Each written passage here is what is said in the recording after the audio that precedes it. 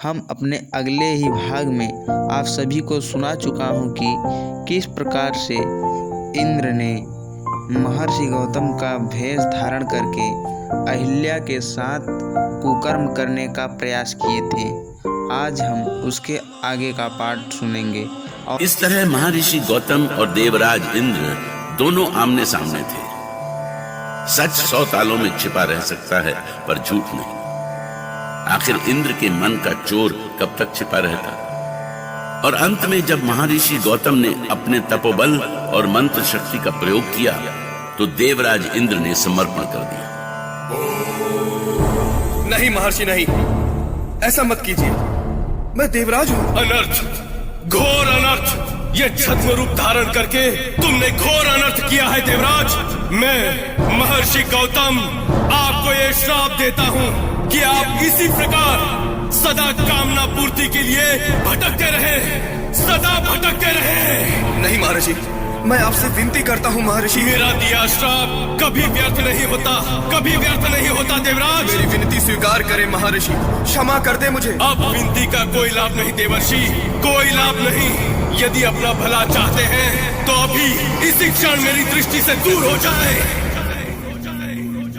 और देवी अहिल्या, आपने साध्वी होकर भी अपने पति को पहचानने में जो भूल की, उसके लिए मैं आपको भी श्राप देता हूँ कि आप इसी क्षण शिला हो जाएं, पत्थर हो जाएं आप, सदा सदा के लिए। ये आपने क्या किया स्वामी? इतने ज्ञानी होकर भी आप अपनी पत्नी को नहीं पहचान सके। ये मेरा दुर्भाग्य है। अब इन बातों का कोई अर्थ नहीं है देवी।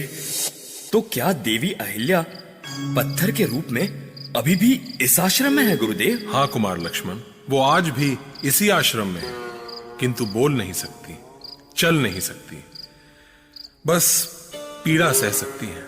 इसमें दोष किसका है? किसकी भूल है गुरुदेव? यही प्रश्न मैं तुम दोनों से करना चाहता हूं। पहले तुम बताओ लक्ष्मण। भूल तो देवराज इंद्र की है गुरुदेव। देवी अहिल्या को दंड देकर महर्षि गौतम ने ठीक नहीं किया, क्योंकि दंड के पात्र तो केवल और केवल देवराज हैं। मेरा वश चले तो मैं अभी। क्रोध मत करो लक्ष्मण, मैंने केवल अपने प्रश्न का उत्तर मांगा है। अब तुम बताओ राम। मेरी समझ से भूल उन विधानों का है, उन नीतियों और नियमों का है जो किसी को देवता बनाती है। कोई भी पद गुणों के आधार पर किया जाना चाहिए, और यदि पद पाने के बाद कोई ऐसे दुराचार करे तो उसे दंडित किया जाना चाहिए। हम यही सुनना चाहते थे राम। हर एक पद की अपनी मर्यादा होती है, और पद पाने वाले को उस मर्यादा का पालन करना चाहिए। इसीलिए एक देवराज को दंडित करने से समाज का कभी भला नहीं हो सकता। हर काल और हर युग में देवराज पैदा होते रहेंगे, उन्हें पैदा होने से कोई नहीं रोक सकता। इसके साथ निर्दोष को दंड से मुक्ति का विधान होना चाहिए गुरुदेव। तुम देवी अहिल्या की बात कर रहे हो राम? हाँ गुरुदेव। राम, अहिल्या जैसी निर्दोष नारी का उद्धार तो केवल तुम्हारे जैसा योग्य कुमार ही कर सकता है। मैं तो प्रयास ही कर सकता हूँ गुरुदेव। सच्चे हृदय से किया गया प्रयास कभी व्यर्थ नहीं हो सकता राम। जाओ, अब सो जाओ, रात गिरने लगी है। राम के मन में बस यही घूम रहा था कि वो अहिल्या को, पत्थर बनी अहिल्या कहां होगी, कहां ढूंढे उन्हें। काश मैं देवी अहिल्या को श्राप मुक्त कर पाता। कब तक पत्थर की बनी रहेंगी देवी अहिल्या? पता नहीं गुरुदेव ने क्या सोचकर कहा कि मैं उनका उद्धार कर सकता हूं। वो भी सो गए हैं। जगे होते तो मैं पूछ भी लेता। लक्ष्मण भी सो गया है, पर मुझे क्यों नहीं नींद आ रही? राम, राम, यहाँ आइए कुमार। कौन बुला रहा है मुझे? सभी तो सोए हुए हैं, फिर ये नारी स्वर? आइए राम, मेरे पास आइए। कौन छिपा है इधर? क्यों बुला रहा है मुझे? स्वर तो इधर से ही आ रहा है। मैं अहिल्या हूँ राम, महर्षि गौतम की पत्नी अहिल्या। आप तो पत्थर की हो गई हूँ, समाज से बिल्कुल अलग। यही कहना चाहते हैं ना आप? हाँ माता। आपकी प्रतीक्षा में इतने वर्ष बिताए हैं मैंने। आज मेरे सौभाग्य का दिन है, फिर से जीवन पाने का दिन है। इतने वर्षों में मैं पहली बार बोली हूँ। ये क्या कह रही हैं आप देवी अहिल्या? सत्य कह रही हूँ। मेरा आपके हाथों से ही होगा राम। आप मेरा स्पर्श करें राम, मैं पत्थर से नारी बन जाऊं। क्या गुरुदेव ने सच ही कहा था? क्या वो इसीलिए हमें यहाँ लेकर आए? क्या यहाँ विश्राम की योजना इसीलिए बनाई थी? क्या सोचने लगे प्रभु? क्या आप मेरा उद्धार नहीं करेंगे? क्या चाहते हैं प्रभु?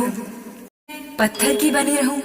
नहीं, आपको सशक्त देवी अहिल्या के रूप में देखना चाहता हूँ, पर मैं... आप सर्वशक्तिमान हैं। ये सृष्टि आपसे ही है। सब आपसे जन्म लेते हैं और आप में ही मिल जाते हैं प्रभु। ये सब आप क्या कह रही हैं देवी?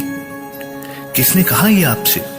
जिसने मुझे श्राप दिया उन्होंने ही मुक्ति का मार्ग भी बताया है, और वो मार्ग अब मुझे मिल गया है। मेरा राम मुझे मिल गया है। यदि ये सच है तो मैं दशरथ नंदन राम अभी इसी क्षण आपका स्पर्श करता हूँ।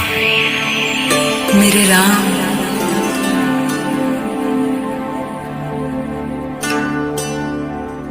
अरे आप तो सचमुच नारी बन गई। सच कहा था आपने। मुझे आशीर्वाद दे प्रभु, आशीर्वाद दे कि मैं अपने पति को फिर से पा सकूं, उन्हें मिलकर अपने नए जीवन की यात्रा आरंभ कर सकूं। यदि मेरे आशीर्वाद से ये संभव है तो मैं आपको आशीर्वाद देता हूँ कि आप फिर से अपने पति का विश्वास प्राप्त कर सकें। मेरे राम। राम चाहते थे कि वो देवी अहिल्या के लिए कुछ कर सके, और उन्होंने ऐसा कर दिया। राम के दर्शनों से ही अहिल्या में प्राण लौट आए। राम राम